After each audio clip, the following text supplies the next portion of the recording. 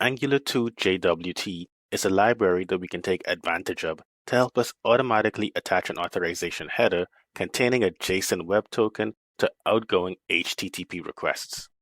Installing Angular jwt is a simple matter of using npm and knowing the right package to go for.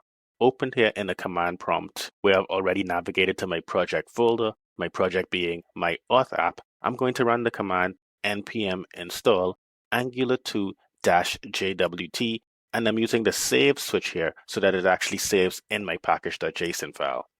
If I go ahead and execute this command, once it's done, I should be able to go over to my project's package.json file and see it listed there as a dependency. So there you can see we do have that set up.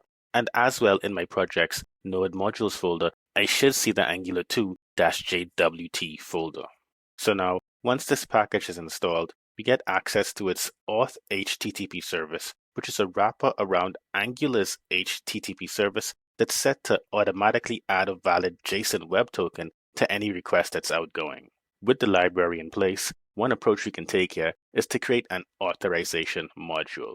We're doing so in a file that we're calling auth.module.ts, and you can see that what we're doing in here is importing auth HTTP, which we just spoke of, and also auth config, both from the Angular2 jwt library. Again, auth HTTP is just a wrapper around Angular's HTTP concerned with also sending authorization tokens, and auth config here is a default configuration that we can use for adding JSON Web Tokens.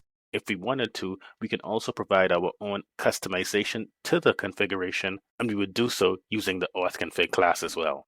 Down below on line 6 here, we're creating and exporting a function, auth HTTP service factory, which is a factory service function that's going to be able to return an instance of the auth HTTP service for use whenever we need to inject it elsewhere in our application.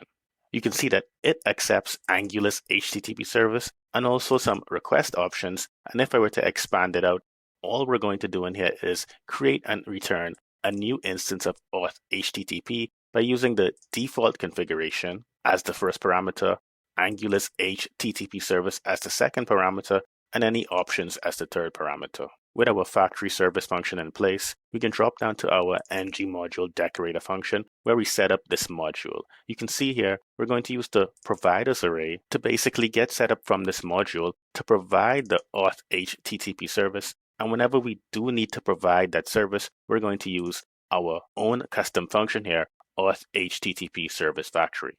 Down on line 20, you can see we're going to export our class auth module now that it's all configured to provide the auth HTTP service. And if you go over to our overall apps module, which is app.module.ts in this case, you can see I'm going to import my auth module class and also make sure it's added to my root app modules imports metadata.